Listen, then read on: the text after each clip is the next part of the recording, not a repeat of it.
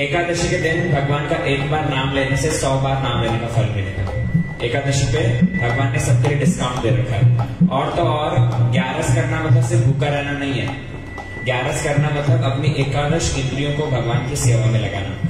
हाथों से ताली बजाओ, मुख से कीर्तन करो, मन उठे तो झूम के नाचना चालू कर दो। ठीक है सभी लोग। हरे कृष्णा कृष्णा कृष्णा हरे हरे राम राम राम हरे हरे हरे कृष्णा कृष्णा कृष्णा कृष्णा हरे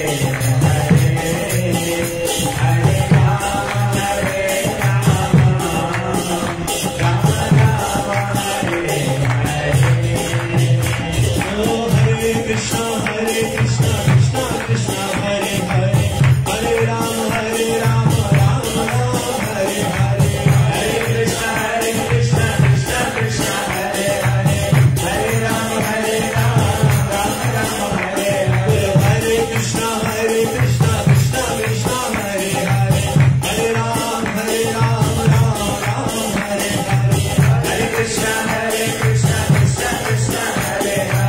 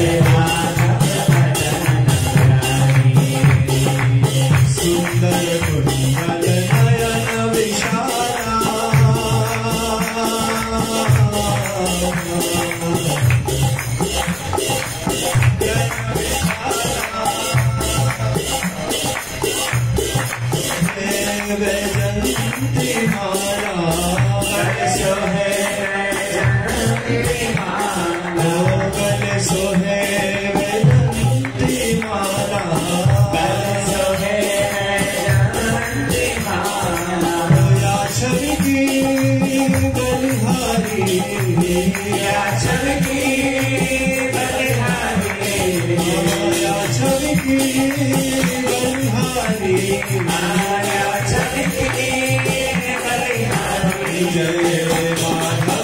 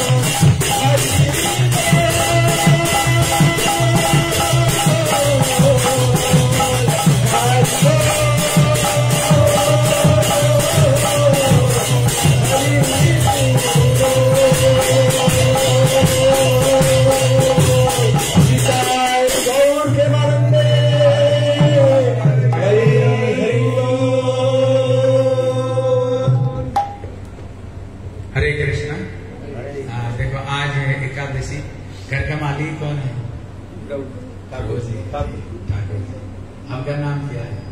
श्याम सुंदर दास। बढ़िया नाम। और घरवाली कौन है?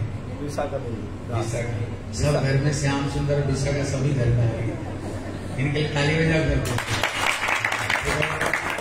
आज दिन हमने अपना घर में भक्तों को बुलाए, घर में हरि कीर्तन और भगवान बैठ चुके, इसलिए घर में हरि नाम और हरि कीर्तन हो रहे हैं।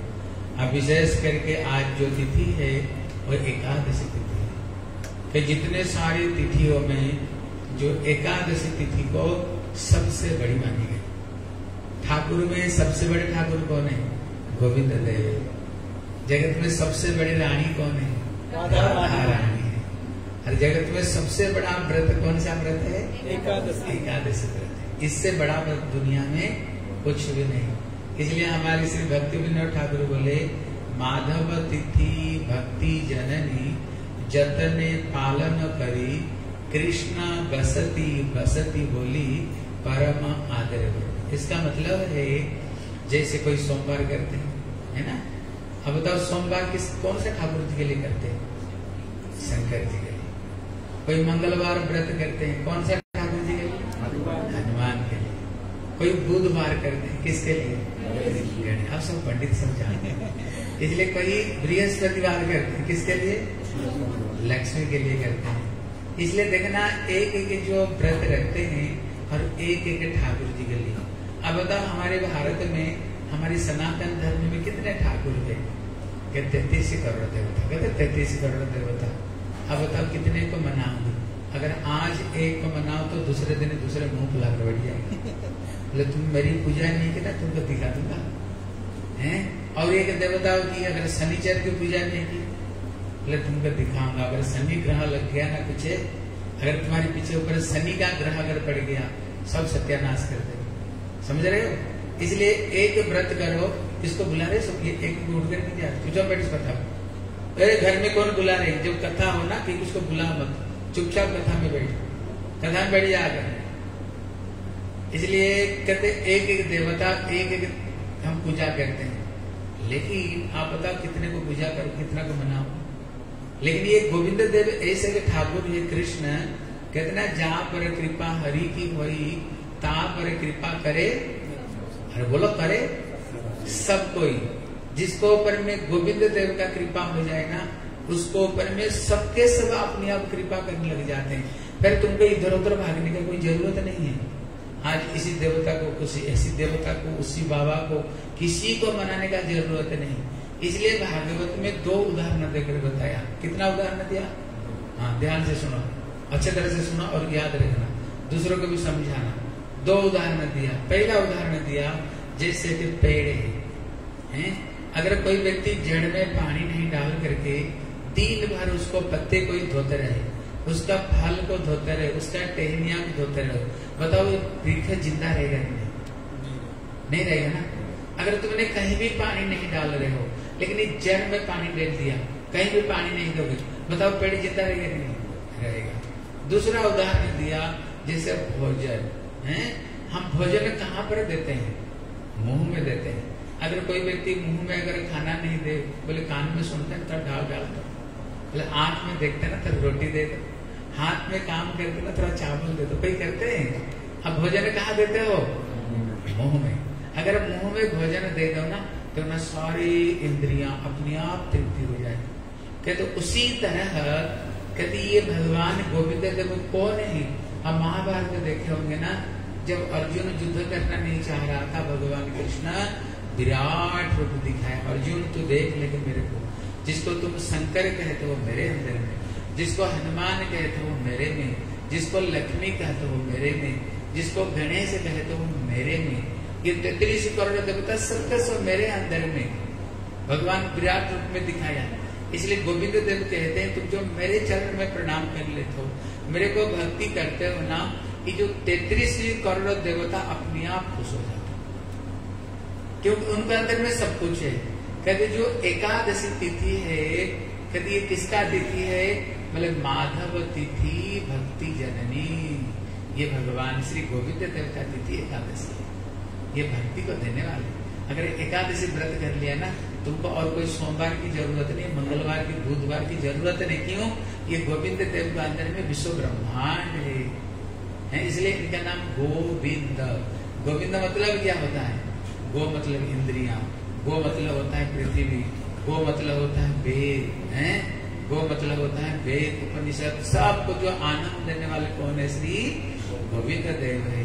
बोले श्री भगवान गोविंद देव की जय। जोर से बोलो, भगवान श्री गोविंद देव की जय। इसलिए जब एकादशी व्रत कोई कर लेते हैं, उसका सब व्रत करना हो जाता है, और कोई व्रत करने का तुम्हें जरूरत नहीं, क्यों? गोविंद देव खुश हो जाते हैं और इसको तरह भक्ति मिलता है। इसलिए एकादशी को कैसे करनी चाहिए? जतन पालन कर, बड़ी प्रीति पूर्वक एकादशी को पालन करनी चाहिए। अब बताओ आज एकादशी कौन कौन रखे? सही से बोल दो, कौन कौन एकादशी रखे? कुछ कुछ रखे नहीं ना, कुछ कुछ हाँ, जो रखे नहीं ना, जब अगली बार आ गया एकादशी रखना, ठीक है? एकादशी की बड़ी महत्व है एकादशी की। इसलिए आज हमारे भक्त लोगों ने कुछ कुछ एकादशी और हरिनाम इसके ऊपर में आप लोगों को कथा सुनाएंगे। जनार्दन गुरु, जनार्दन गुरु एकादशी के बारे में बताओ, एकादशी क्या है, क्यों करनी चाहिए?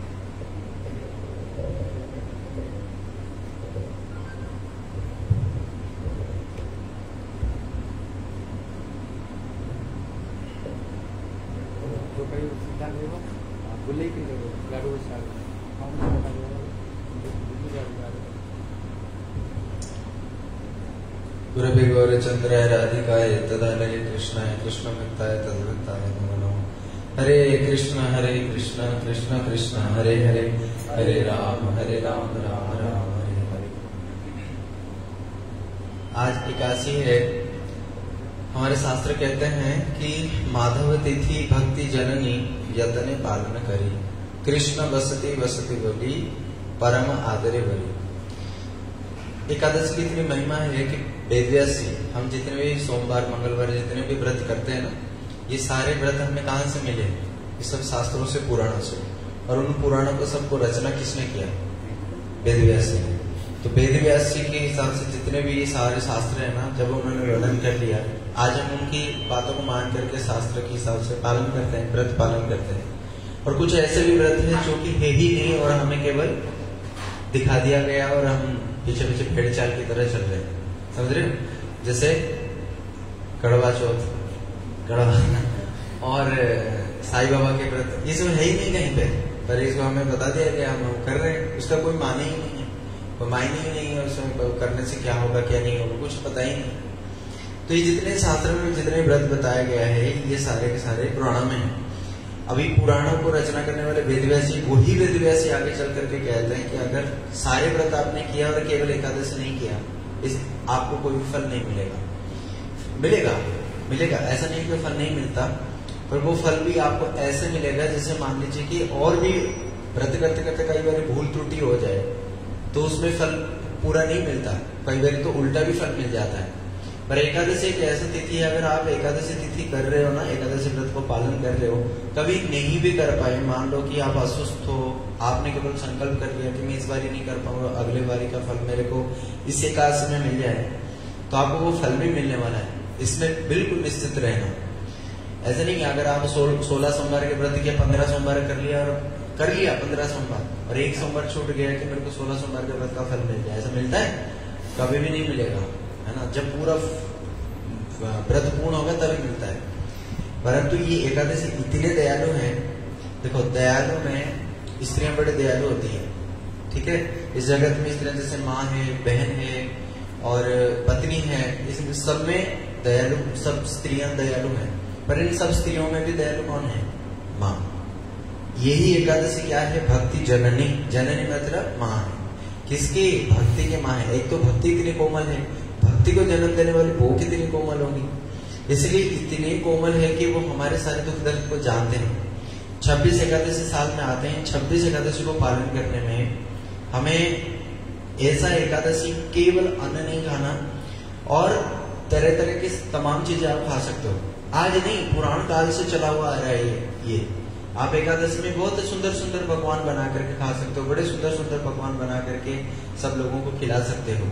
तो इसलिए इतना महिमा है कि आप खा भी सकते हो, प्लस आपको पहले फल चाहिए उसके संकल्प आप पहले करके दे सकते हो।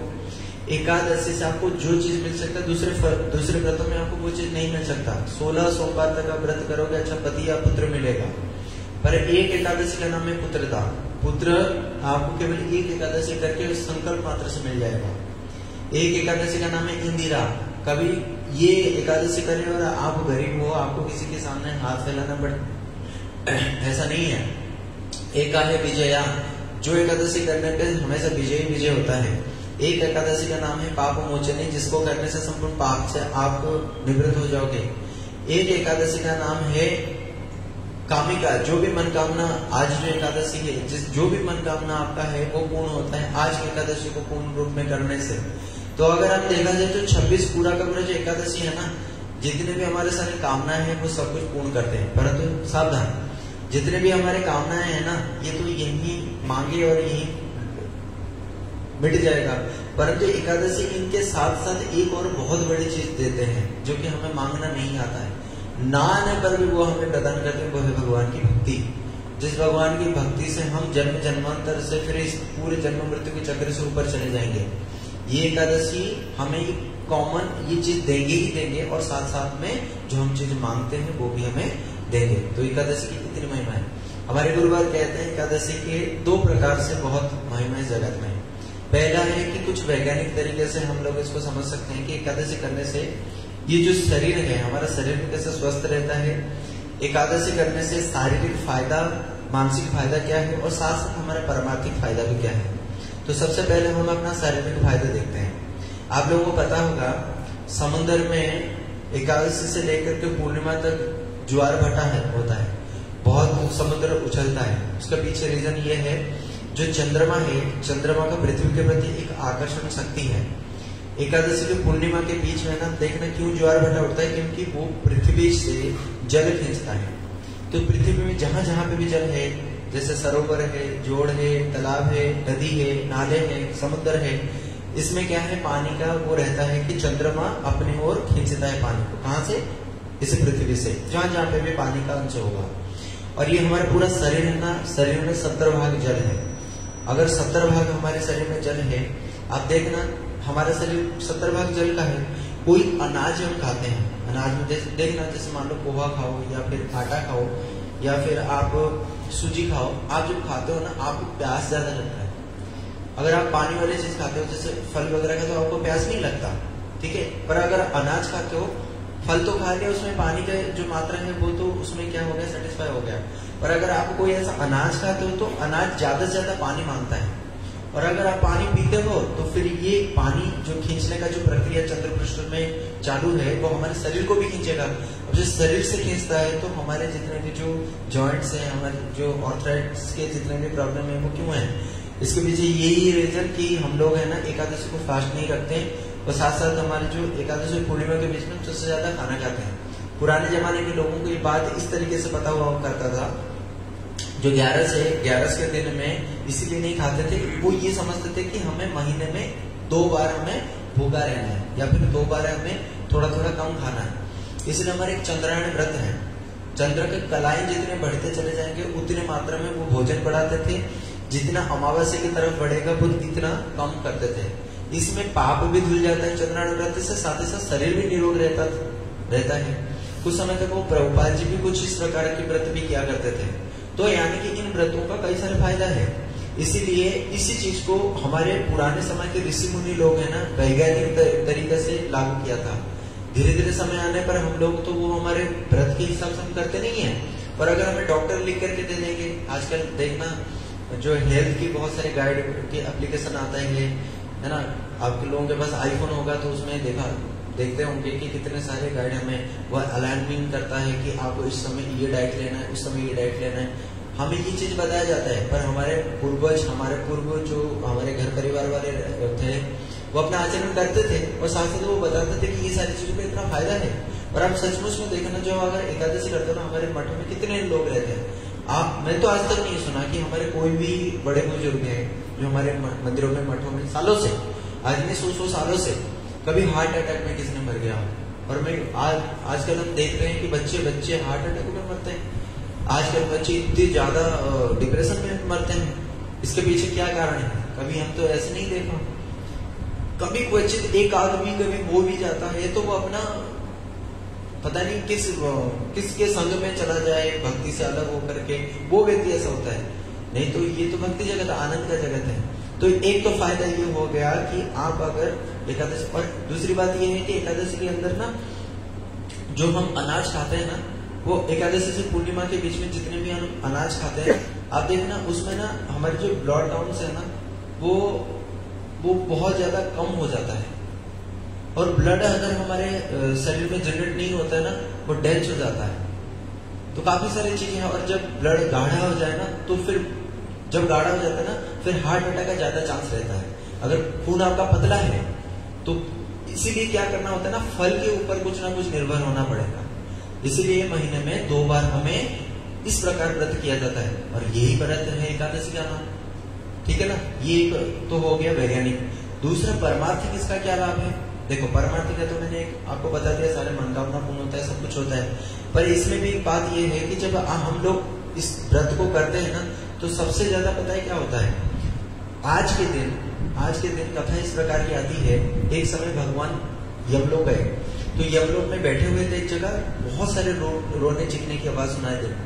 तो वहां पे ठाकुर जी ने देखा कि रोने चीखने की आवाज कहाँ से आ रही है। पास में गए, देखा यमराज जी बैठे। यमराज जी, ये रोने चीखने की आवाज कहाँ से आ रही है? तो यमराज जी ने बोला कि देखो प्रभु, यहाँ पे जितने भी आपके जो पृथ्वी में जो भी लोग पाप करते हैं ना, उन सब पापियों को ला करके मैंने यहाँ पे डाल दिया, और वो पापों की वजह से उनको सजा मिलती है, सजा की वजह से वो लोग रोते हैं। तो ठाकुर जी तो कैसे हैं? दयालु हैं। ठाकुर जी उनके दुख तो देख नहीं पाए, और उसको ही उसी समय उनको जो है उद्धार करके अपने वैकुंठ लोक ले गए। वैकुंठ लोक ले गए और ठाकुर जी भी चले गए। तो हुआ क्या कि उस दिन ही 11 का दिन था। आज का दिन था एकादशी का दिन, है ना। महीने में कितने दिन होते हैं? 30 दिन, है ना, प्रतिपदा से लेकर के अमावस्या तक। तो ये जो दिन था एकादशी 2 बार आता है, क्योंकि हर 15 दिन में पक्ष चेंज होते हैं। तो एक शुक्ल पक्ष की एकादशी, कृष्ण पक्ष की एकादशी। अभी दोनों तिथियों में क्या होता है, जितने भी पापी आते थे ना, बस 10-15 दिन मुश्किल से नहीं तो हर 15 दिन में चले जाते थे। अब करते करते ऐसे हुआ तो यमराज जी बोले कि भाई साहब, ये तो फिर हम लोगों को फिर क्यों नियुक्त किया गया? पाप ने बोला कि भाई फिर मेरी यहाँ पे काम ही क्या है? लोग पाप मेरे को खाते हैं, मेरे को अपने शरीर में धारण करते हैं, और जैसे एकादशी आते सब तो चले जाते हैं। ये तो बढ़िया हो गया, भाई पाप भी करो, वैकुंठ भी जाओ। तो दोनों मिलकर के ठाकुर जी के पास बोले, ठाकुर जी तो हमारे साथ तो नाइंसाफी हो रही है, आप कुछ बताओ। तो ठाकुर जी ने उस समय ये दिया कि देखो, जो एकादशी का दिन आएगा ना, एकादशी के दिन तुम सारे अनाजों में बैठ जाना। बाप, तुम सारे अनाजों में बैठ जाना। जैसे अनाज में दाल, चावल, हर प्रकार के दाल, चावल हो गया, आपका आटा हो गया, बाजरा हो गया, गेहूं हो गया, जितने प्रकार के सस्य हो गए, जितने राई हो गए, मसाले हो गए, ये जितने भी है ना, इनके ऊपर तुम जाके बैठ जाना। और किसके ऊपर नहीं बैठना? कहते हैं फल, दूध, ये जितने भी है ना, ये जो अन्न से अलग जितने भी हैं, ये इनमें नहीं बैठना। जब पृथ्वी महाराज शासन कर रहे थे, उससे पहले यही चीजें हुआ करते, सस्य हुआ नहीं करते थे पृथ्वी, और उबड़ खाबड़ हुआ करता था। पृथ्वी महाराज ने सबसे पहली बार पृथ्वी में इस प्रकार के अन्न सस्यों का उत्पादन पहली बार उन्होंने किया था। इसलिए पृथ्वी देवी उनके ऊपर बहुत प्रसन्न होकर उनके जन्म की दासी बनी थी। तो इसी कारण क्या है कि इसी दिन ही तुम लोग ये नहीं खाना, मतलब उन्होंने बताया कि इसमें तुम नहीं बैठना, और बाकी जितने सस्य है ना, उसके ऊपर बैठ जाना। जो व्यक्ति इन सस्यों को खाएगा, इस दुनिया में जितने भी पाप हो सकते हैं, जितने भी इस दुनिया में जितने पाप हो सकते हैं वो सारा का सारा अनाज में रह जाएगा। जो भी अनाज को खाया उसको अलग अलग से पाप करने की जरूरत नहीं पड़ेगी, वो सारे का सारा पाप को खा जाएगा। इसलिए कोई छोटी मोटी बात है नहीं। आप अगर सोच रहे हो कि हाँ एकादशी के दिन हमने तो खा दिया, कौन सी ऐसी बड़ी बात होगी, हम तो कोई प्याज लहसुन खाए नहीं, हम तो मांस मछली अंडा मदिरा तो पिया नहीं, तो फिर ऐसी कौन सी बड़ी बात होगी। कहते हैं उससे भी भयंकर पाप लगेगा अगर आप एकादशी के दिन केवल एक दाना भी आना। इसलिए चैतन्य महाप्रभु जब रहते थे पुरी में, कुछ पंडे लोग उनके साथ क्या करते थे, उनको भगवान नहीं मानते थे। वो कहते हैं इनकी कीर्ति बहुत बढ़ रहा है, इनकी ना कीर्ति को घटाना पड़ेगा।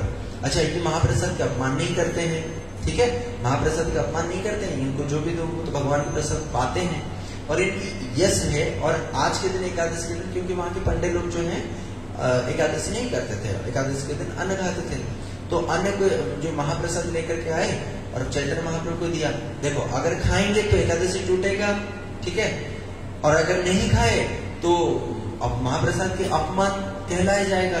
तो महाप्रभु जगन्नाथ है, तो सारे पंडित को लेकर के उसकी परिक्रमा किया, खूब कीर्तन करते करते टाइम इतना हो गया, पता नहीं चला कि सुबह से लेके अंतिम तक उस काले अहन से करे विश्वम्बर कीर्तन करते करते टाइम हो गया, अगला दिन हो गया, अब पता नहीं चला द्वादशी हो गया। द्वादशी का टाइम पारण करने का वक्त है, तो कोई महाप्रसाद को पा लिया। इसी प्रकार से ना हर व्यक्ति को चालाकी करनी पड़ेगी, ना तो अन्न दान करना और ना तो उसमें अन्न आपको खाना। और खाने के लिए बहुत चीजें। एक हमारे महाराज जी आ रहे थे बंगाल से, काफी सारे बंगाल के लोगों को लेकर के आए थे। अच्छा, बंगाली जानते हो आपको, बिना अन्न के तो उनका कुछ चलता ही नहीं।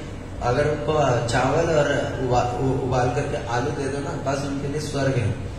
उनको ठाकुर जी मिल जाते हैं, ऐसा लगता है कि हमें ठाकुर जी मिल गया। वृंदावन आता है, रास्ते में ये मिल गया तो वापस भी चले जाएंगे बंगाल के, ठाकुर जी बाकी नहीं। तो वो आ रहे थे, इस दिन एकादशी का दिन था, तो हमारे महाराज जी को बोले, महाराज जी आप पहुंचेंगे 11-12 बजे, तो चावल और आलू उबाल देना।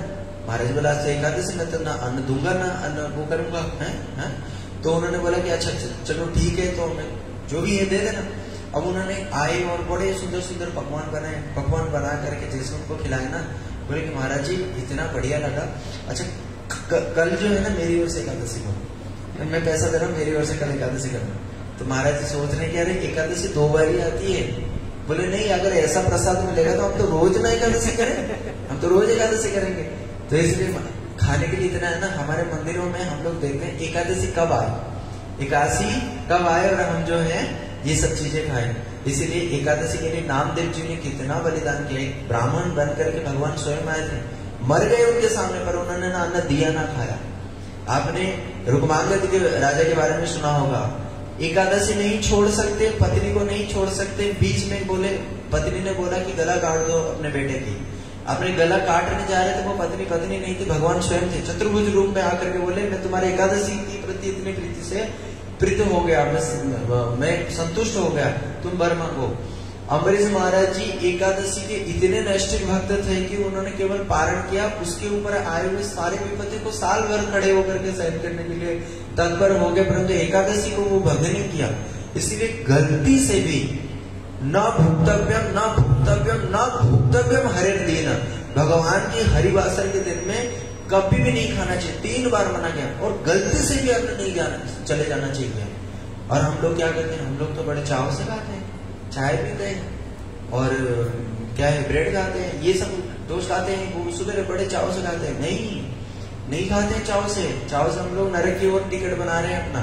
इसलिए एकादशी का बहुत फायदा है, और एकादशी ही एकमात्र ऐसा तिथि है जिसके लिए वेदव्यासी कहते हैं मैंने सबकी महिमा कम से कम वर्णन किया, एकादशी की महिमा वर्णन करते करते मैं अपना कलम तोड़ दिया उन्होंने कि मैं नहीं कर सकता भैया, बड़े भी नहीं कर सकते। एक समय पांडवा निर्जला एकादशी के दिन मथुरा में हमारे गुरुदेव जी बता कर रहे थे, एक साइड में बहुत सारे विदेशी लोग बैठे हुए थे और कुछ मथुरा ब्रजवासी बैठे हुए थे।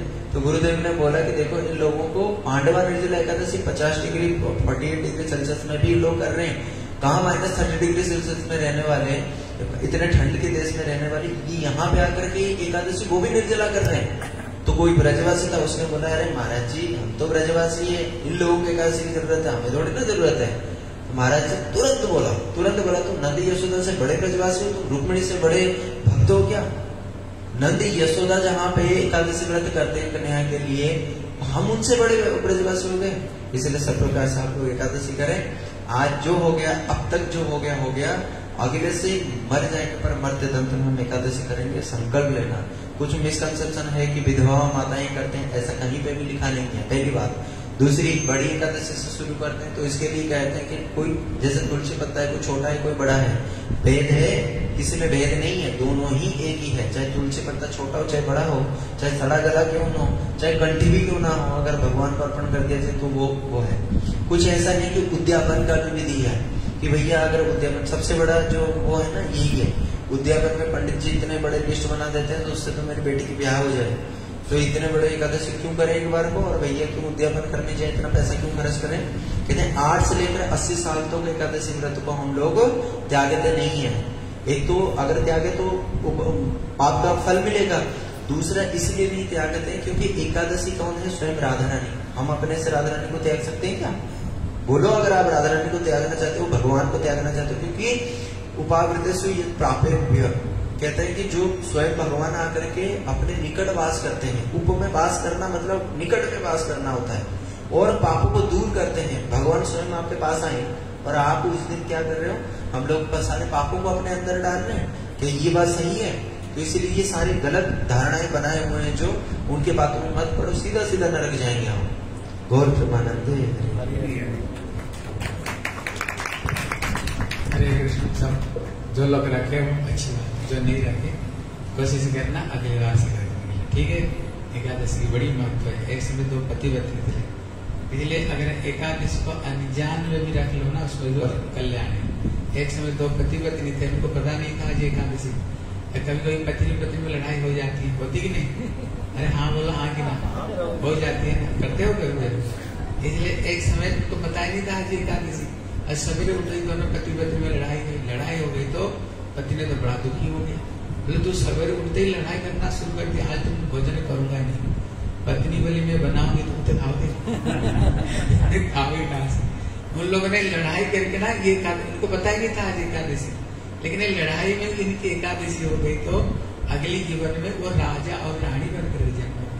अनजान में भी अगर कोई एकादशी व्रत रख ले, इतना महिमा, अगर जानबूझ कर करो ना, उसका बड़ी महिमा, ठीक है ना। अब लोग कोशिश करना, जो किए हो बहुत अच्छी बात है, जो नहीं किए हो अगली बार जरूर एकादशी व्रत रखो। अगर कोई दूसरे व्रत में नहीं रखो कोई जरूरत नहीं, लेकिन एकादशी व्रत जरूर रखनी चाहिए। अभी सुना रहे थे ना, कोई कहते नहीं एकादशी तो विधवा को करनी चाहिए, सधवा नहीं, ऐसे नहीं, ऐसे कोई बात नहीं। अब देखो ना, जो 26 एकादशी में आप बताओ सबसे बड़ी एकादशी कौन सा है? अरे बोलो, सबसे बड़ी एकादशी निर्जला, पांडवा निर्जला, जिसको पांडव लोग करते थे। उसमें पांडव का पत्नी द्रौपदी थी। क्या द्रौपदी विधवा थी ना सधवा थी? अरे बोलो, सधवा थी ना विधवा? सधवा थी ना, इसलिए द्रौपदी रखती थी। और नंद यशोदा, भैया यशोदा क्या विधवा थी? नहीं, सधवा थी, एकादशी व्रत रखती थी। भागवत पढ़ करके देखो, अम्बरीश महाराज की कथा थी भागवत में। दोनों पति पत्नी जाकर के मथुरा में एकादशी व्रत रखा है। इसलिए शास्त्र ने बताया एकादशी व्रत 8 साल से लेकर के 80 साल तक सबको ये एकादशी व्रत रखनी चाहिए, ठीक है ना। अगली बार कोशिश करना, और उसमें एक समय रहता है, दूसरे दिन एक समय के अंदर में व्रत को खोलनी चाहिए। जैसे अन्न को ठाकुर को भोग लगा कर, जैसे रोटी हो अन्न हो, मुंह में डालने पर व्रत खोली जाती है, ठीक है। अगली बार सबके सब एकादशी व्रत करना। बोले एकादशी व्रत की जय, जोर से बोलो, बोले एकादशी महारानी की जय। हाँ, 1 मिनट कीर्तन कर लो। आज के एकादशी का दिन एक बार जो नाम करेगा उसको 100 बार नाम लेने का फल मिलेगा। आज एकादशी की बड़ी महिमा, इसलिए भगवान रात भर भक्तों को लेकर के ये कीर्तन करते थे। भगवान रात भर सोते नहीं थे, रात भर कीर्तन करते थे। आज बहुत बढ़िया देवी है श्री श्याम सुंदर प्रभु जी और श्री ललिता देवी दास जी, विशाखा देवी दास जी ने अपना घर में ये हरिनाम और हरि कीर्तन रखाया है। इसलिए शास्त्र में बताया, जब हमारे घर में साधु संत घर में आए, घर में हरिनाम और हरि कीर्तन हो के तो घर नहीं, वो भगवान का धाम बन जाता है। क्या बन जाता है? भगवान की धाम बन जाती है। और घर से जितने दुख कष्ट है ना, घर से सारे दुख कष्ट सबके सब घर से दूर हो जाती है, क्योंकि मंगल भवन मंगल हरि ठाकुर जी का नाम, ठीक है ना। इसलिए आज इनका घर नहीं, समझे इनका घर गोलक वृंदावन बन गया, गोलक वृंदावन। एक बार ताली बजाओ। आप लोगों की देखो, जैसे कभी बच्चों का ये होता ना, उनका जन्म तिथि होता है, शादी की साल होता है, हम लोग कभी कभी इधर उधर को बुला कर पता नहीं क्या क्या पार्टी करते रहते हैं, उल्टा पुल्टा गाना और खाते पीते हैं। इससे हमारी कल्याण नहीं है, इसमें हमारी कल्याण नहीं है। अगर घर में संत लोग आए, घर में हरि नाम हरि कीर्तन करे, इसके द्वारा क्या होगा, घर का सारे अमंगल दूर हो जाएगा, और जिनकी उद्देश्य में कर रहे हो उनका भी कल्याण होगा, ठीक है ना। इसलिए आप लोग ये संतों को बुलाते रहना, पास में रहते हैं, ये संतों को बुलाना, घर में कीर्तन करवाना, घर में सत्संग करना। इसलिए शास्त्र कहता है जिस घर में सत्संग हरि कीर्तन हो, बोले सर्वाणि तीर्थानि वसन्ति तत्र। पृथ्वी का जितने सारे तीर्थ है जहाँ पर हरि नाम हरि कीर्तन हो, वो घर में सारे तीर्थ आगे बढ़ जाते हैं। और बैठी करके सारे तीर्थ में नहाना भी हो जाएगा। बैठी करके अगर कथा रूपी गंगा में कोई स्नान कर ले, कीर्तन रूपी गंगा में स्नान करना, पृथ्वी की सारे तीर्थ में, कहते पृथ्वी में कितना तीर्थ है, बोले 6 अरब। 1 अरब होता है 100 करोड़ में 1 अरब होता है, कहते 600 करोड़ तीर्थ में जो ये कथा रूपी गंगा में स्नान करते हैं, उनको 600 करोड़ तीर्थ में बैठ करके स्नान हो जाता है। आज समझो कथा नहीं सुन रहे, कीर्तन नहीं सुन रहे हो, पृथ्वी की 600 करोड़ तीर्थ में आज गोता लगा रहे हो, इसलिए समझो आज हमारी बड़ा सौभाग्य, एकादशी का दिन हरि कीर्तन हरि कथा, इससे बढ़िया जगत में कुछ भी नहीं हो सकता, ठीक है। हम लोग मेरे पीछे ताली बजाते हुए कीर्तन कर रहे हैं। बोलो हरे कृष्णा कृष्ण कृष्ण हरे हरे, हरे राम हरे राम, राम राम हरे हरे, हरे कृष्ण कृष्ण कृष्ण हरे हरे, राम हरे राम, राम राम हरे हरे, हरे कृष्ण कृष्ण कृष्ण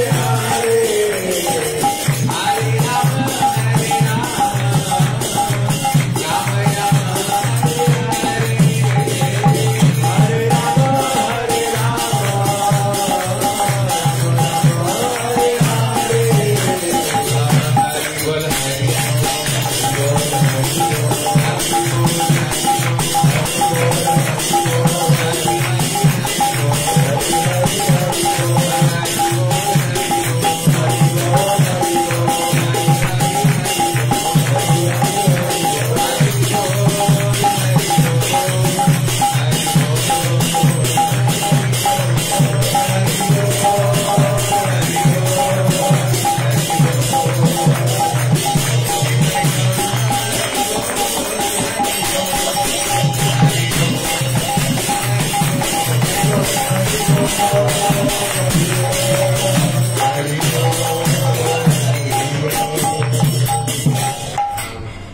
गोस्वामी का जो पारसमणि का पता है तुमको? आपको पता है? देखो, कलियुग में अगर हम भगवान को पाना चाहते हैं, अगर जीवन में शांति और सुख पाना चाहते हैं, भगवान कलियुग में सबसे सरल उपाय है। जानते हैं ठाकुर जी, कलियुग का जीव इतना कष्ट कर ही नहीं सकता है, क्योंकि सत्य युग में था तप करना है, तपस्या करते थे। वाल्मीकि का नाम सुने ना? वाल्मीकि नाम क्यों पड़ा? उन्होंने बैठ करके राम राम करते करते राम राम हो गया, और ऐसे उन्होंने तपस्या की, शरीर में दिमक चाट गया, शरीर दिमक चाट गया। हम लोग तो एक दिन भी भूखे नहीं रह सकते। अगर एक दिन कोई व्रत रखते हैं ना, कोई काम के लिए, बोला आज हमने व्रत रखा है, मतलब आज हम कुछ कर नहीं सकते, एक दिन भी भूखे नहीं रह सकते। इसलिए त्रेता युग में यज्ञ था।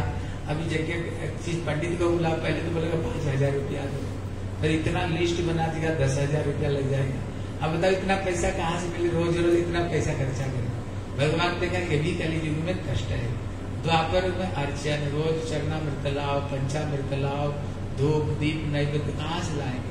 इसलिए भगवान बोले कलियुग में ज्यादा तुमको परिश्रम करने का कोई जरूरत नहीं, बिना पैसा बिना खर्चा में कलियुग से उद्धार हो जाओ। बोले क्या करना पड़ेगा? इसलिए गोस्वामी जी बोले कलियुग केवल नाम आधारा और सुमरी सुमरी नर उतरे पाए।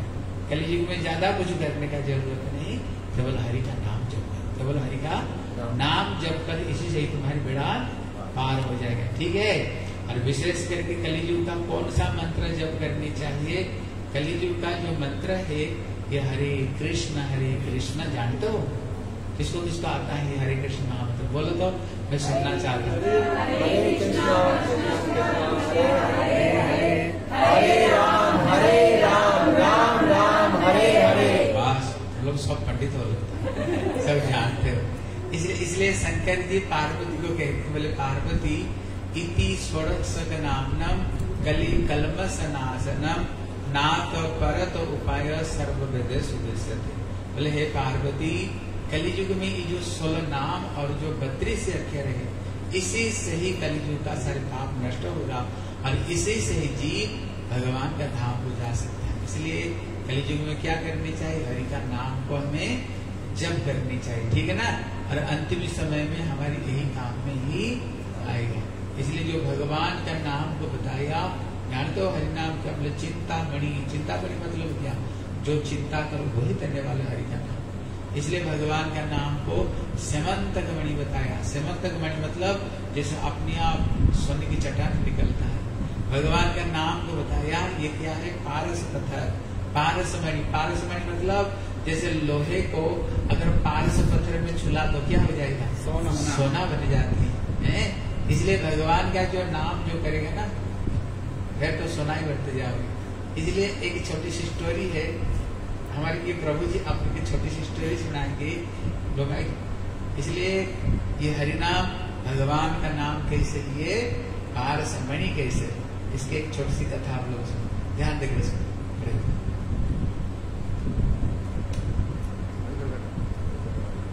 वही से बोला ना।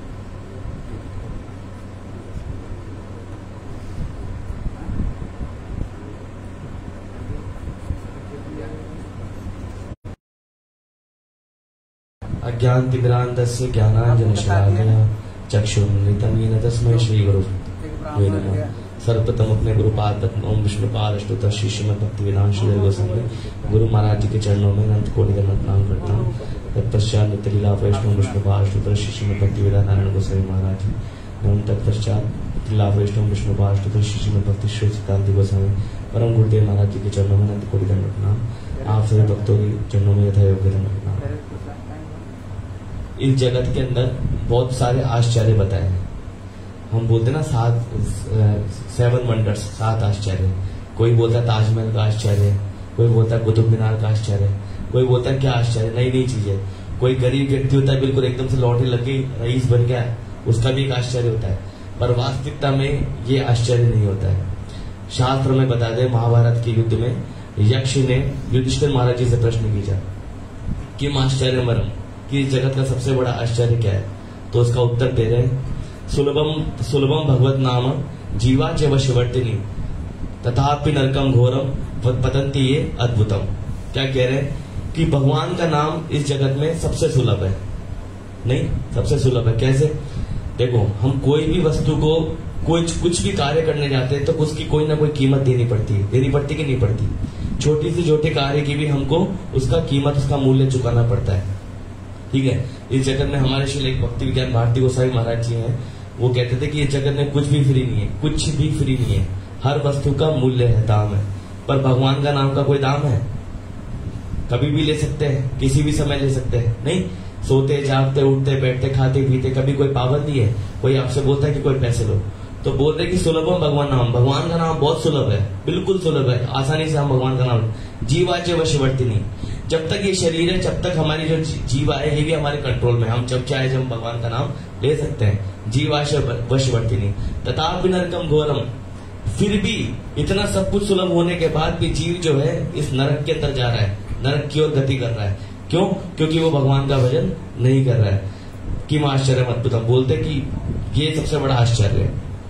अब बताया गया है कि मान लो कि हमको ये, अब किसी के मन में प्रश्न आता है कि भाई हमारा तो सब कुछ बढ़िया चल रहा है, बंगला भी है, गाड़ी भी, पैसे भी कमा रहे, सब कुछ बढ़िया चल रहा है, आसानी से हमारी जिंदगी कट रही, तो हम भगवान का नाम क्यों लें? हम भगवान का नाम क्यों लें? तो पूरा जीवन, एक उदाहरण आता है, पूरा जीवन हम बचपन से लेकर, अगर हम देखें, बचपन से लेकर मृत्यु तक, बुढ़ापे तक हम सारे कार्य करते हैं। हम स्कूल भी जाते हैं, पढ़ाई भी करते हैं, नहीं, और पढ़ाई करने के बाद कमाते भी हैं, गाड़ी बंगला, गाड़ी घोड़े सब खरीदते हैं, विवाह भी करते हैं, बच्चे भी जन्म देते हैं, उसके बाद उनको भी पढ़ाते हैं। क्या? और एंड में आते आते आते हमारी हो जाती है मृत्यु। जब मृत्यु में हमको लेकर जाया जाता है तो क्या बोलते हैं? राम नाम सत्य है, सत्य बोल सत्य है, हर कोई बात झूठा है। तो मतलब पूरे जीवन हमने जो काम किया वो तो सब क्या हुआ? झूठ। नहीं, और सत्य वस्तु क्या थी? भगवान का नाम, और भगवान का नाम हमने लिया नहीं, पूरा जीवन हमने झूठ में निकाल दिया। तो यही है, जब हमको भगवान ने जो शरीर दिया है, ये हमको भगवान ने, गुरुजी बताते कि आए थे हरि भजन को ओटन लगे कपास। इस दुनिया में आए तो है भगवान का भजन करने के लिए, भगवान का नाम लेने के लिए, लेकिन क्या करें, यहाँ पे करगस्ती संसार बसाने लग गए, और फिर भी हमको जो है हरि विमुख कभी सुख नहीं पावा। भगवान से विमुख होकर भगवान का नाम जपे, भगवान की भक्ति के बिना हम कभी जीवन में कभी, चाहे कितना भी कोई, रावण को देख लो, षड्रेश्वर का अधिपति, नहीं, रावण के पास क्या थी? सोने की लंका थी कि नहीं? सब कुछ था, लेकिन फिर भी दुखी था। वहीं पर एक व्यक्ति और था, वो था विभीषण, वो उसके पूरे कमरे में राम राम राम राम लिखा हुआ था। अब उसके पास कोई धन संपत्ति थी, पर फिर भी वो सुख शांति से जीवन व्यतीत करता था। इसलिए यही बोलकर मैं अपनी वाणी को विश्राम देता हूँ, और भगवान का नाम जप कीजिए, बाकी आगे कहता हूँ सुनाएंगे हमारे। हरे कृष्णा हरे कृष्णा हरे कृष्णा हरे कृष्णा कृष्णा कृष्णा कृष्णा कृष्णा हरे हरे हरे हरे हरे राम हरे राम हरे राम हरे राम राम राम राम राम हरे हरे हरे हरे। ओम ज्ञानतिमिरान्धस्य ज्ञानाञ्जनशलाकया चक्षुरुन्मीलितं तस्मै श्री गुरुवे नमः। सर्वप्रथम मैं अपने गुरुपाद पर भक्ति विनाश सिद्ध महाराज जी के चरणों में दंडवत प्रणाम करता हूँ, और उनसे ही की अच्छा करता हूँ। सभी हमारे वैष्णव आचार्य और यहाँ सभी भक्तों को मेरा दंडवत प्रणाम स्वीकार हो। हरे कृष्णा हरे कृष्णा। जैसे गुरुदेव ने भी बोला है, कुछ बोलने के लिए भी गुरुदेव बता रहे थे कि ये जो हरि नाम है वो क्या है? पारसमणि है, चिंतामणि है। चिंतामणि मतलब जो आप सोचते हो वो आपकी इच्छाएं पूरी करता है।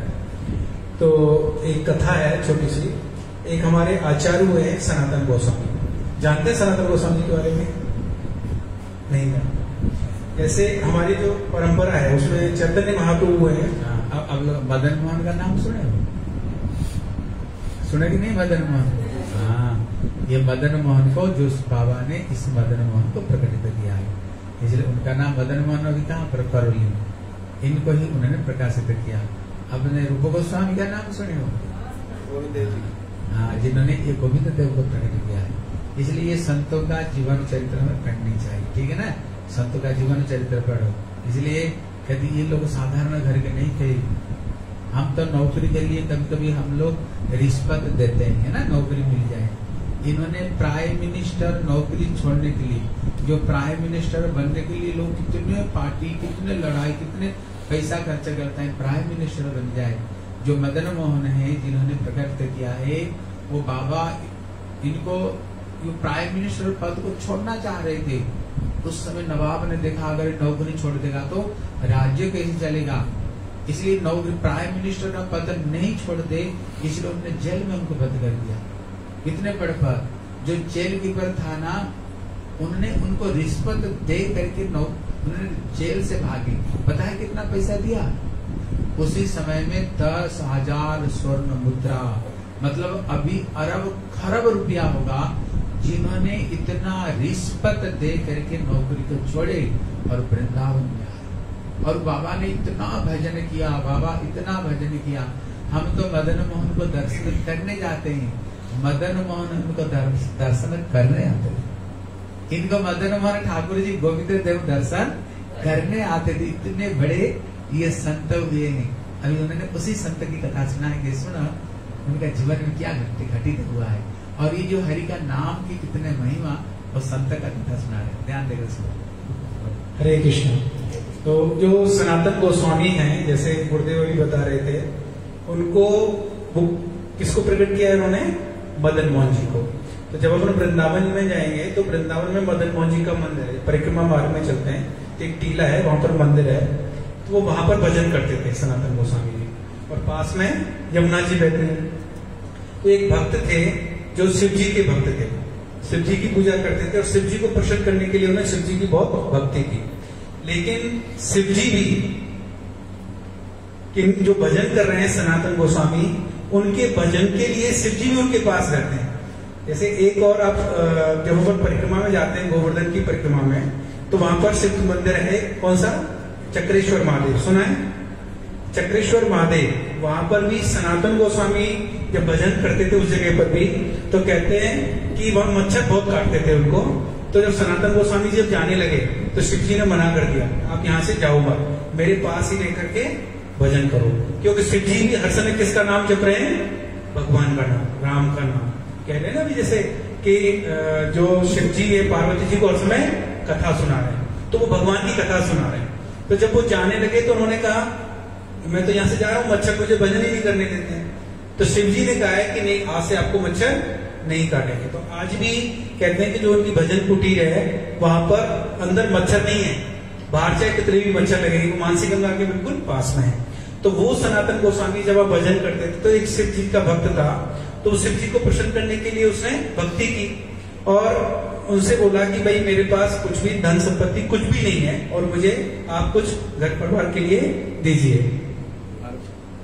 उनकी एक बेटी थी, वो बेटी के शादी के लायक हो गई थी, इसलिए जब शंकर जी की उपासना किए, बोले क्या चाहते हो? घर में एक बेटी है।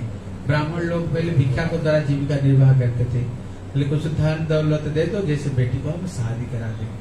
जब बोले तब शंकर जी बोले एक काम करो, वृंदावन में, ये काशी की कथा है, काशी के एक ब्राह्मण, बोले काम करो, वृंदावन में एक संत रहते हैं जिनका नाम सनातन गोस्वामी, अब इनको पास में जाओ, तुम्हारी सारी इच्छा वही बाबा पूरी कर देंगे। बोलो।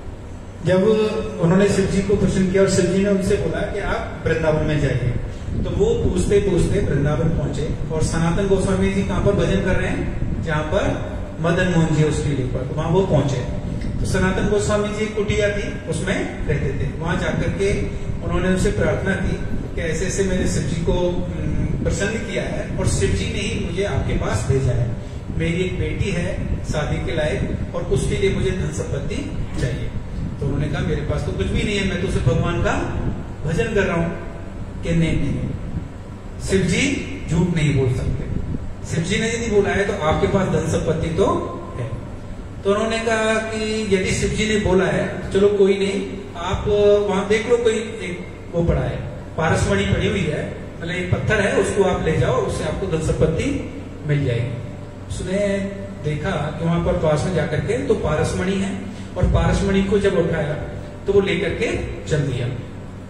अब जब वो चला गया तो उसे सोना, वो क्या लोहे को सोना करेंगे, लेकिन उसने फिर सोचा कि ये क्या कर रहे हैं, भजन कर रहे हैं, और पारसमणि को इन्होंने कचरे में डाल रखा है। शिव जी ने बोला है कि उनके पास तो बहुत धन संपत्ति है, और ये धन संपत्ति को उन्होंने क्या डाल रखा है, कचरे में डाल रखा है। तो उन्होंने सोचा कि इससे भी बड़ी कोई धन संपत्ति इनके पास है, तो उससे तो उनको धन संपत्ति, बेटी की शादी कर दी। लेकिन फिर वो आए सनातन गोस्वामी जी के पास और उनसे बोला कि आपने जो मुझे धन संपत्ति दी वो तो कोई बहुत बड़ी वो नहीं है, तो कुछ और है।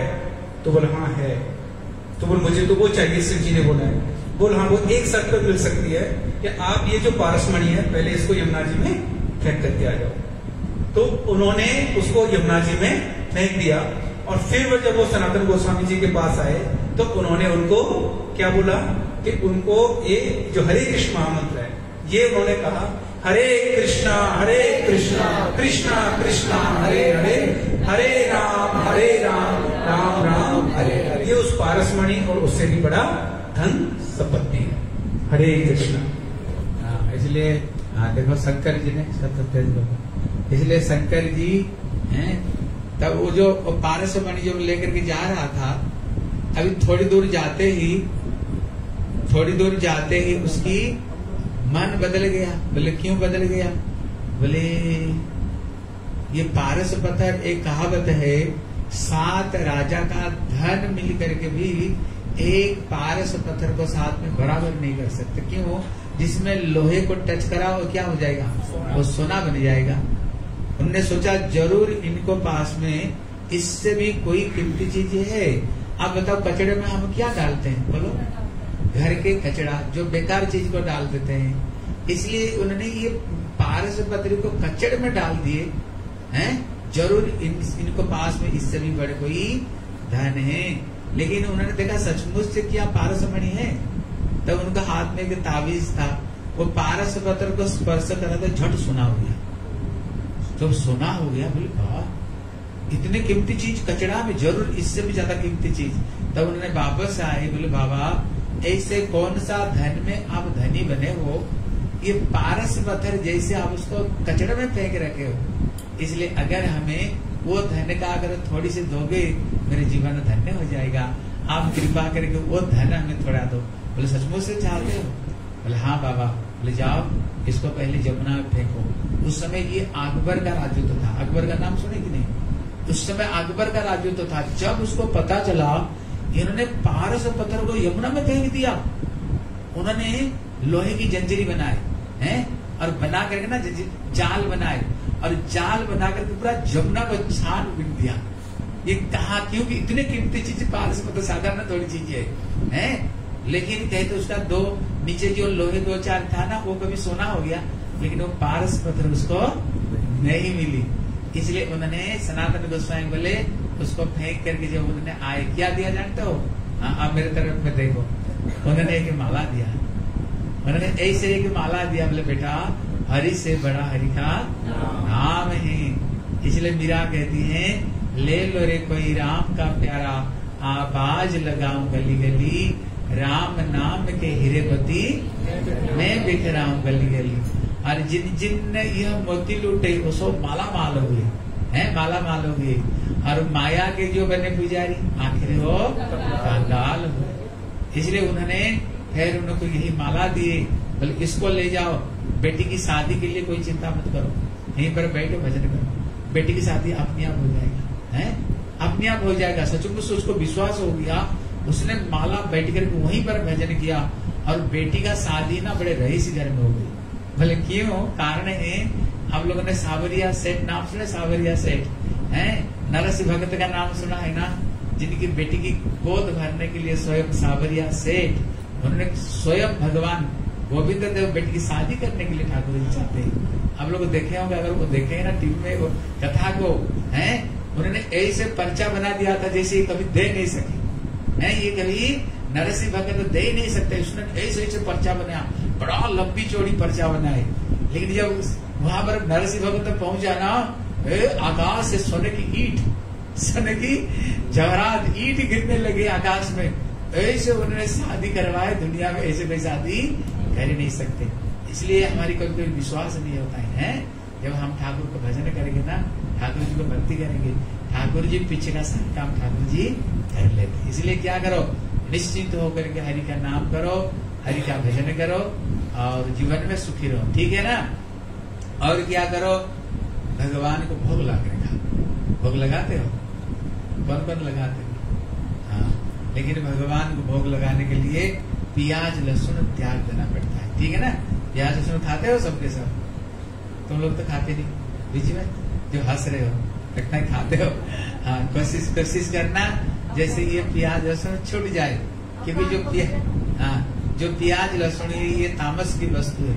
ये देखो, ध्यान देकर सुनो, जब ये मुगल लोग मुसलमान लोग हमारे भारत में आए, इन लोगों ने देखा ये सब हिंदुओं को मुसलमान कैसे बनाया जाए। ध्यान देकर सुनो, देखा ये सारे मांस खाते हैं लेकिन एक मांस नहीं खाते। कौन सा? गो मांस नहीं खाते, क्यों? गैया को हम लोग पूजा करते, गो माता है, 33 करोड़ देवता का विद्यमान है। देखा, अगर किसी तरह से इनको गो मांस खिला दिया जाए ना, सब मुसलमान हो जाए। बोले कैसे खिलाए? बोले डायरेक्ट तो खाएंगे नहीं। तो उन लोगों ने हमारे पुराणों को पढ़ा, पुराण को पढ़ करके देखा। ध्यान देकर सुनो, आप लोग ध्यान से सुनो, दूसरों को सुनाना। इसलिए क्यों नहीं खानी चाहिए? अब तो प्याज छोड़ दो, क्यों छोड़ेगा? जब तो उसको नहीं समझा वो छोड़ेगा थोड़ी। इसलिए एक समय वो गैया पालते थे, ऋषि मुनि लोग आश्रम में गैया पालते थे। वो माताएं जो बूढ़ी हो जाती थी उसको ये मरने नहीं देते थे, यज्ञ करते थे, यज्ञ में बलिदान ये गैया को देते थे। लेकिन इतने बड़े बड़े ऋषि मुनि थे, इतने मंत्र शक्ति थी, जब मंत्र पढ़ते थे गैया फिर जवानी हो जाती थी। तो उन्हें कोई गैया बूढ़ी हो गया तो बलिदान दिया, सबका हाथ में मांस पकड़वा दिया। आहुति डालने के लिए हर तरह के व्यक्ति होते हैं। किसी कोई ऋषि पत्नी जिसको देख करके खाने की इच्छा हो गई, बोले खाए कैसे सबको सामने, उसने राख में को दुबका दिया, छुपा दिया, सबके सब आहुति डाले। ऋषि मंत्र पढ़ा तो गैया एकदम जवानी बनकर निकली। लेकिन जिस अंग का मांस उन्होंने छुपाया था वहां पर इतना घाव बना हुआ, वो भरा ही नहीं। ऋषि तो त्रिकाल दृष्टा, वो साधारण थे नहीं, ध्यान लगाया, देखा किसने मांस खाने के लिए छुपाया, अभिशाप दिया। बोले जहां पर ये मांस को काट दिया, जैसे मांस लाल लाल रंग के, वहां पर एक पौधा, प्याज की पौधा होगी। जैसे मांस सड़ जाने पर बदबू आती है, आप देखना कच्चा प्याज खाओ, मुंह में बदबू आती कि नहीं? रहा कि ना बोलो? अगर यहाँ प्याज कटो ना, पता चला कि प्याज कट रही है, आंखों से आंसू आ जाती है।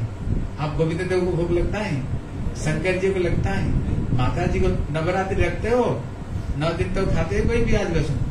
नहीं खाते कोई घर में बाहर व्रत आ जाती है, उसमें प्याज लहसुन बनाते हो?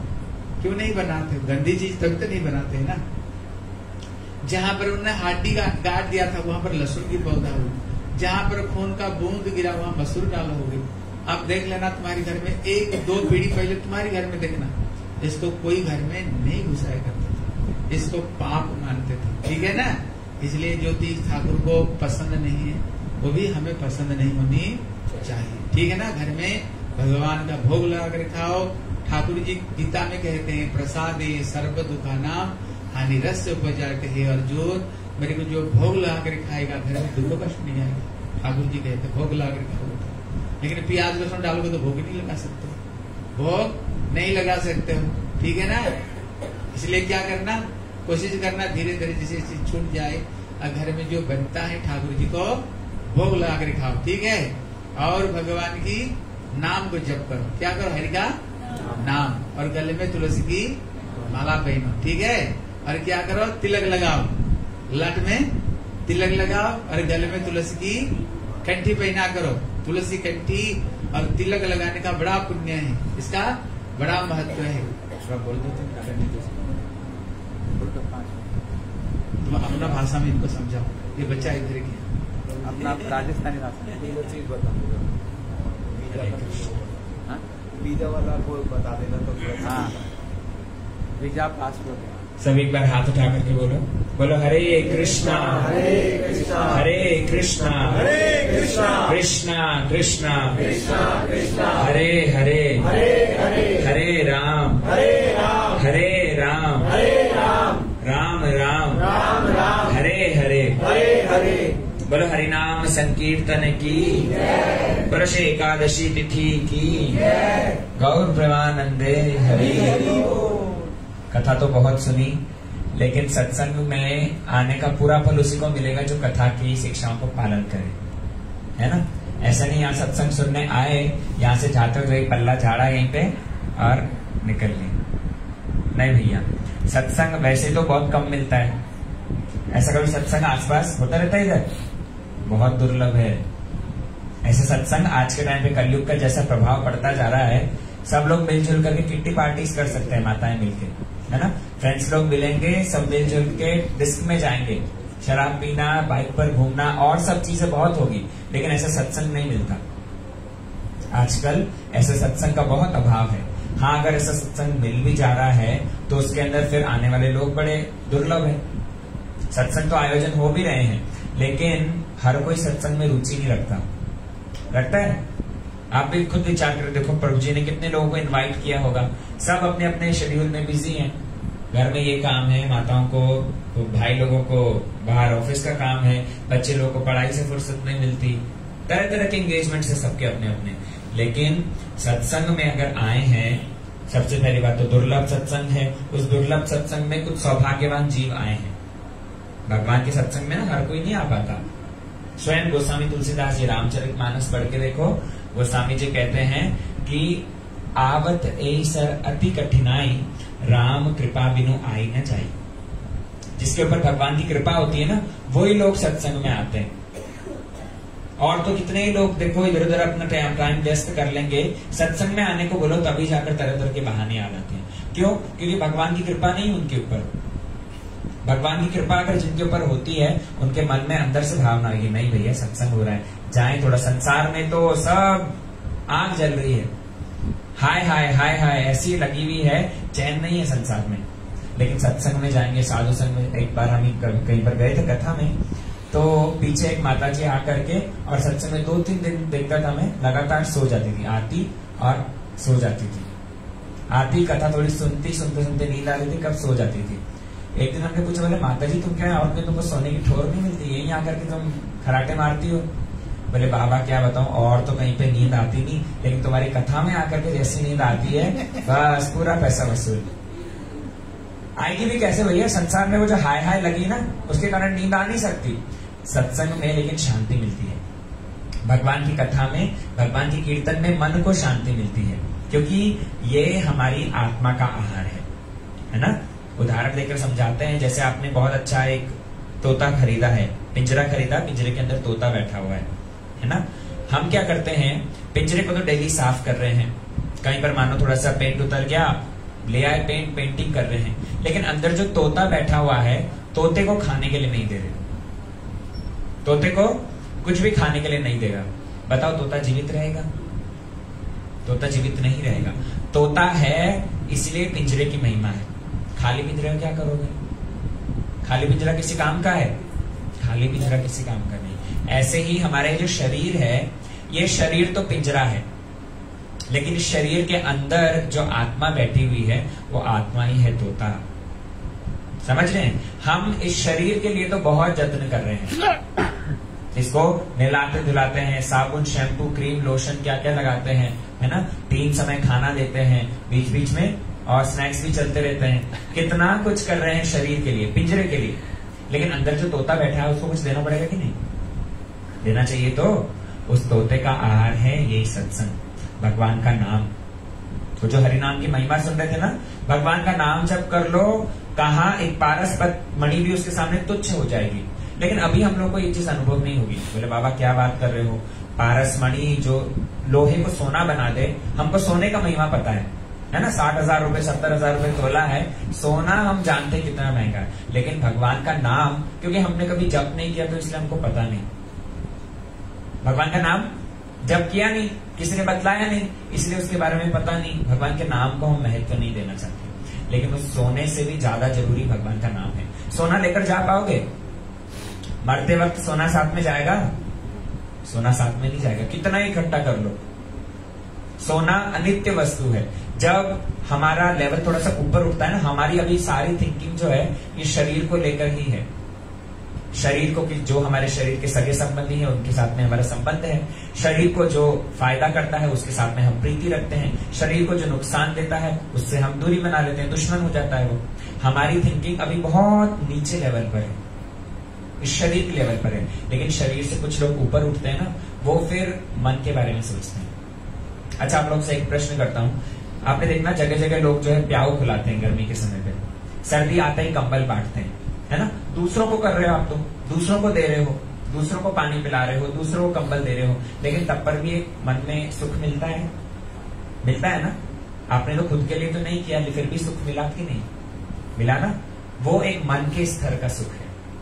आपने किसी और का भलाई करके भी मन में सुख मिलता है, होता है ना। वो एक मन के स्तर का सुख है, वो शरीर से थोड़ा सा ऊपर हुआ, स्वार्थी होकर के अपने लिए नहीं करा, मन के लिए। लेकिन उससे भी ऊपर जब उठोगे, आत्म स्तर पर जब विचार करोगे, तब समझ में आएगी भैया हरिनाम कितना जरूरी है। ये भगवान का नाम, ये ही हमारे साथ में जाएगा। राम नाम, गोपाल नाम। संसार के लोग इतने कपटी हैं, जब कोई बंदा मर जाता है ना, तो मरते वक्त उसको समझाते हैं भैया राम नाम सत्य है। मरने से पहले नहीं बोलते कोई सा राम नाम सत्य है, गोपाल नाम सत्य है। तब तक तो यही बोलते हैं सोना कमा, पैसा कमा, बच्चों का पालन कर, बीवी को खुश रख। लेकिन ये सब असत्य है, सब झूठा है। राम नाम सत्य है। ये उसको अंतिम समय पर बतलाते हैं जब वो राम नाम ले नहीं सकता। लेकिन साधु बड़े दयालु होते हैं। साधु पहले आकर समझाते थे, देख भैया राम नाम सत्य है, अभी से कह रहा हूं राम नाम भी जप करता चल। संसार में आए हैं, संसार में करना जरूरी है, लेकिन उसके साथ में राम नाम पैरेलल चलना चाहिए, साथ साथ में चलना चाहिए। ये भगवान का नाम, ये ही साथ में जाएगा, है ना। और कैसे जप करोगे देख लो। भगवान का नाम देखो, ये माला ने इसके अंदर 108 मोती है। 108 मोती। आप लोगों ने, गुरुजी बड़ा सुंदर उदाहरण देते हैं, अमिताभ बच्चन कौन बनेगा करोड़पति देखा है ना। कौन बनेगा करोड़पति सबने देखा होगा। महाप्रभु जो स्वयं राधा कृष्ण मिलित तनु महाप्रभु कहते हैं कि लखपति बनो, जय होय लखपति आमी करी तार घरे वसती। अगर कोई लखपति होगा ना, मैं उसके घर में भोजन करूंगा। ठाकुर जी हमारे घर में खा रहे हैं या नहीं खा रहे हैं, उसका प्रमाण है। अगर हम भगवान का नाम जप करते हैं तो भगवान हमारे घर में खाएंगे। महाप्रभु भक्तों को समझाने लगे, बोले लखपति जो होगा उसके घर में मैं खाऊंगा। बोले लखपति मतलब जिसके पास में 1 लाख रुपये हो? बोले नहीं, जो प्रत्येक दिन भगवान का 1 लाख नाम जाप करता हो वो ही असली लखपति है। बोले 1 लाख कैसे होगा? देखो इस माला के अंदर में 108 मोती होते हैं, है ना। और हम जो महामंत्र बोलते हैं, सब एक बार हाथ उठा करके बोलो, हरे कृष्णा कृष्णा कृष्णा हरे हरे, हरे राम राम राम हरे हरे। काउंट करना देखो, हरे मतलब होता है हे राधिके, ये श्रीमती राधा रानी का नाम है। हरा से हो गया हरे। और कृष्ण मतलब भगवान कृष्ण। फिर हरे राम, राम मतलब अयोध्या वाले राम नहीं, राम मतलब जो श्रीमती राधा रानी के साथ में रमण करते हैं। वृंदावन में अगर जाओगे तो वहां पे राधा रमण जी का मंदिर है। राधा रमण जी छोटे से ठाकुर, गूगल करके देखना, बड़ा सुंदर विग्रह। तो राधा रमण जी जो श्रीमती राधा रानी के साथ में रमण करते हैं, इसलिए उनका नाम हुआ राम। तो ये हरे कृष्ण महामंत्र जो पूरा मंत्र है, हरे कृष्णा कृष्णा कृष्णा हरे हरे, हरे राम राम राम हरे हरे। कितना हो गया? 16 शब्द, है ना। हर एक भगवान का नाम। अगर एक बार हम महामंत्र बोलते हैं तो उससे हो जाता है 16 नाम। 2 बार बोलोगे 32, 3 बार बोलोगे 48, 4 बार बोलोगे 64। ऐसे करते करते जब हम ये पूरी एक माला करते हैं, ऐसे जब करते करते एक एक पूरा महामंत्र बोलो, एक एक मोती सरकाते रहो। करते करते जब ये यहाँ पर आ जाएगा, यहाँ से इसको फिर हम पार नहीं करते। ये 108 मोती जप करने पर एक माला हुई। ऐसे अगर हम 16 माला कर लें तो हिसाब से हो जाता है 25,000। 25,000 से ज्यादा ही हो जाता है ना। अगर हम ऐसे 64 माला कर लें, 64 राउंड्स, तो हो जाता है 1 लाख। महाप्रभु कहते हैं, बोले आज तुमने 1 लाख नाम जप नहीं किया, आज तुम्हारे अकाउंट में 1 लाख रुपया फिक्स डिपॉजिट हो गया। एफडी करवाइए ना, एफडी करवाओगे इंटरेस्ट मिलेगा, 8-10 साल बाद में पैसा मिलेगा, है कि नहीं। लेकिन महाप्रभु कहते हैं, मीराबाई कहती है, ये भगवान का नाम, ये ऐसा धन है, इस धन के अंदर बहुत तगड़ा इंटरेस्ट मिलता है। कितना मिलता है? बोले दिन दिन बढ़त सवाय, दिन दिन बढ़त सवाय, 1.25 गुण बढ़ता है प्रत्येक दिन। आज अगर 1 लाख किया, कल हो जाएगा 1,25,000। 4 दिन में डबल, 4 दिन में 2 लाख। बताओ इतना कोई बढ़िया स्कीम देता है भगवान के नाम में? लेकिन ये स्कीम है, ये धन साथ में जाएगा। जगत की एफडी, बैंक बैलेंस, जितना कुछ है यही रह जाएगा। जो धन साथ में जाएगा उसको इकट्ठा करने की चेष्टा करनी चाहिए, है ना। बुद्धिमान व्यक्ति वही है जो कि फ्यूचर की भी चिंता करे। हम अभी की तो चिंता करते हैं, फ्यूचर की चिंता करते करते सुंदर घर बनाते हैं, बैंक में पैसा रखते हैं। अच्छा भैया, इस शरीर के मरने के बाद में भी तो कुछ होगा, है ना। हमने भारत में जन्म लिया है, बचपन से ही हमको ये चीज पता है कि ये शरीर के अंदर एक आत्मा है, आत्मा कभी मरती नहीं। जब ये शरीर छोड़ करके अगले शरीर में जाएगी तब क्या होगा, उसके बारे में सोचा है? बुद्धिमान व्यक्ति इसलिए फ्यूचर के बारे में चिंता करते करते पैसा इकट्ठा करता है, परमार्थिक धन को इकट्ठा करता है ना। तो इसलिए भगवान के धाम में जाने के लिए पैसा है ये हरि नाम। और दूसरी बात, वहां जाने के लिए ना एंट्री में थोड़ा चेकअप भी होगा, आपके पास में वीजा और पासपोर्ट है कि नहीं। तो वहां जाने के लिए वीजा पासपोर्ट क्या है, गुरुदेव कहते हैं बोले ललाट पे जो तिलक है ना, ये तिलक ही आपका पासपोर्ट है। और गले में तुलसी की कंठी, ये तुलसी की कंठी हुई वीजा। अर्थात वीजा के बिना एंट्री नहीं, पासपोर्ट के बिना। यहाँ से साधारण देश विचार करो, यहाँ से अगर आपको अमेरिका, यूरोप कहीं भी जाना हो, वीजा पासपोर्ट लगेगा, है कि नहीं। हम भगवान के धाम में जाने की इच्छा रखते हैं, वीजा पासपोर्ट की जरूरत नहीं होगी, निश्चित होगी। वीजा पासपोर्ट है, ललाट पर तिलक। हम हिंदू घर में जन्म लिए हैं, लेकिन आजकल हिंदू जैसा कोई भी लक्षण देखने को नहीं मिलता। शिखा चुटिया कोई रखता नहीं, गले में तुलसी माला नहीं है, जनेऊ ब्राह्मणों के घर में भी इनफैक्ट देखा जाता है बच्चे जनेऊ नहीं पहनते। नहीं भैया, हम सनातन धर्म को शिक्षा में अनुप्राणित होकर के उसकी सब शिक्षाओं को पालन करना चाहिए। आप देखना मुसलमान भाई लोग को, उनको कभी भी अपनी टोपी पहनने में शर्म नहीं आती। देखा, सिटी जाकर के देख लो, छोटे छोटे से बच्चे भी जो दिखेंगे ना, ऊंचा ऊंचा पजामा टोपी पहन करके बड़े गर्व से घूमते हैं, है कि नहीं। उनको जागतिक शिक्षा मिले कि ना मिले, लेकिन उनको अपने अपने मदरसा में उनको ये परमार्थिक शिक्षा, उनके इस्लाम की शिक्षा, धर्म की शिक्षा देते हैं ना उन लोगों को। लेकिन कुछ लाज शर्म नहीं आती। हमको ललाट पर तिलक लगाने के लिए शर्म आती है। तिलक लगा लेंगे, अरे बाबा लोग क्या कहेंगे, सबसे बड़ा रोग क्या कहेंगे लोग। आज के टाइम पे यही सबसे, लोग क्या कहेंगे। अरे लोग क्या कहेंगे, लोगों का तो काम है कहना। लोगों की परवाह मत करो, तुम अच्छा करोगे तो भी कहेंगे, बुरा करोगे तो भी कहेंगे। लोगों की परवाह मत करो। किस चीज करने से भगवान संतुष्ट होते हैं, भगवान की ओर ध्यान दो। लोगों को संतुष्ट करते करते जीवन चला जाएगा, तब भी तुम्हारे नाम पे खराबी बोलेंगे। अपने जीवन में आजमा के देखो, अब तक जितने के लिए जितना कुछ किया है, आज तक संतुष्ट कर पाए हो किसी को? कोई है तुमसे, कोई एक व्यक्ति कह दो कि हाँ मैंने इसको पूर्ण रूप में संतुष्ट कर लिया, ये मेरे ऊपर राजी है। कोई ऐसा नहीं मिलेगा आपको। लेकिन भगवान को अगर संतुष्ट करने की प्रचेष्टा करी, तस्मिन् तुष्टे जगत तुष्ट।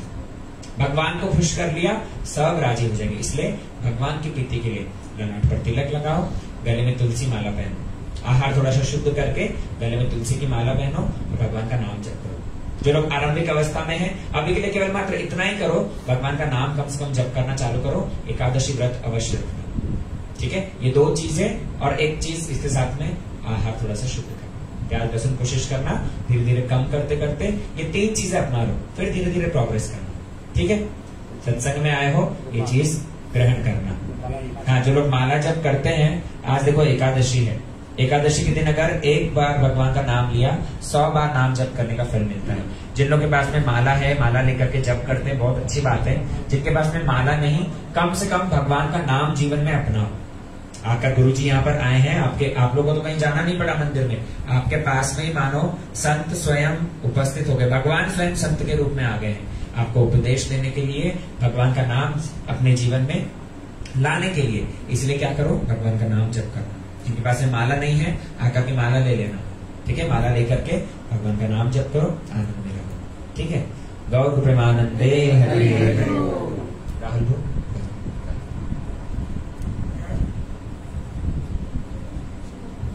हरे कृष्ण एक भजन सुनो।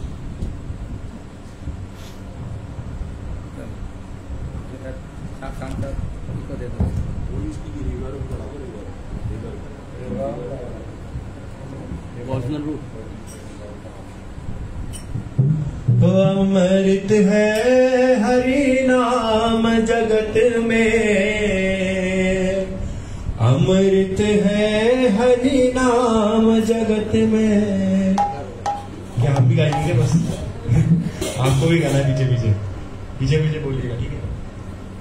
अमृत है हरि नाम जगत में, बोलिए अमृत है हरि नाम जगत में, इसे छोड़ विषय विष पीना क्या, हरि नाम नहीं तो पीना, हरि नाम नहीं तो पीना क्या। अमृत है हरि नाम जगत में, अमृत है हरि नाम जगत में, अमृत है हरि नाम जगत में, अमृत है हरि नाम जगत में, इसे छोड़ विषय विष पीना क्या, हरि नाम नहीं तो पीना, हरि नाम नहीं तो पीना क्या, हरि नाम नहीं तो पीना क्या, हरि नाम नहीं तो पीना क्या। काल सदा अपने रस बोले, ना जाने कब सिर चढ़ो, काल सदा अपने रस बोले, ना जाने फिर सिर चढ़ो, काल सदा अपने रस बोले, ना जाने कब सिर चढ़ो, काल सदा अपने रस बोले, ना जाने फिर सिर चढ़ो। हरि का नाम जपो निस्वास रहो, हरि का नाम जपो निस्वास रहो, महीना का हरि नाम नहीं तो पीना, हरि नाम नहीं तो पीना क्या, हरि नाम नहीं तो पीना क्या, हरि नाम नहीं तो पीना क्या।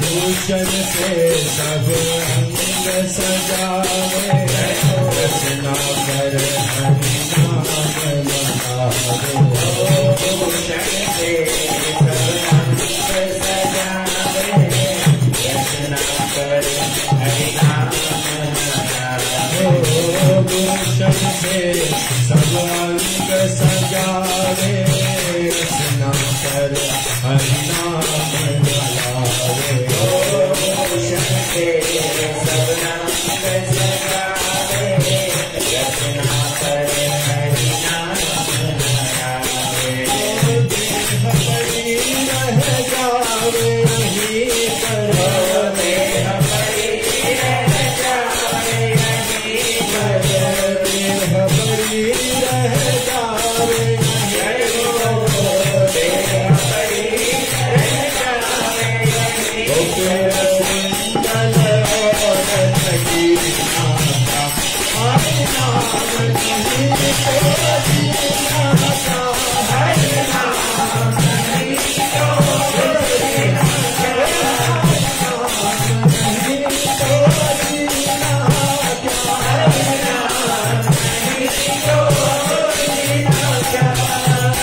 अमृत है हरि नाम जगत में, अमृत है हरि नाम जगत में, अमृत है हरि नाम जगत में, अमृत है हरि नाम जगत में, इसे छोड़ विषय रस पीना क्या, हरि नाम नहीं तो पीना क्या, हरि नाम नहीं तो पीना क्या,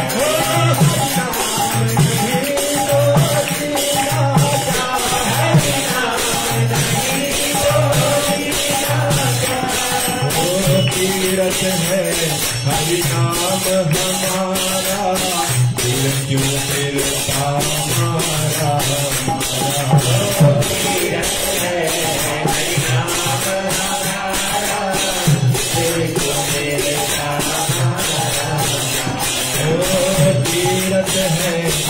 हरि नाम हमारा फिर क्यों पिता हमारा।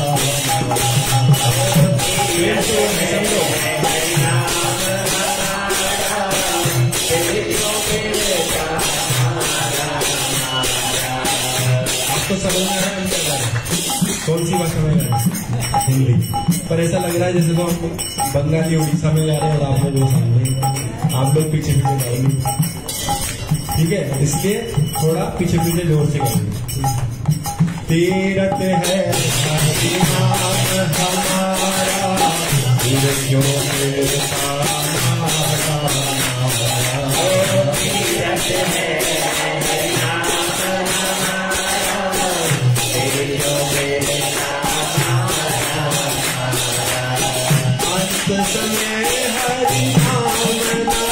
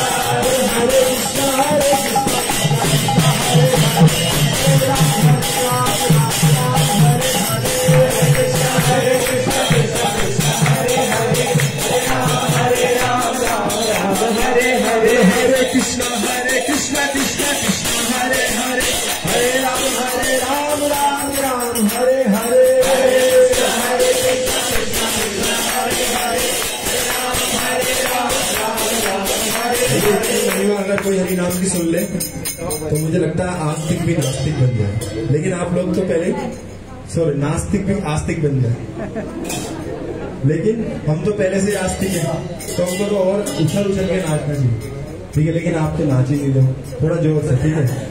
बोलो हरे कृष्णा कृष्णा कृष्णा हरे हरे हरे हरे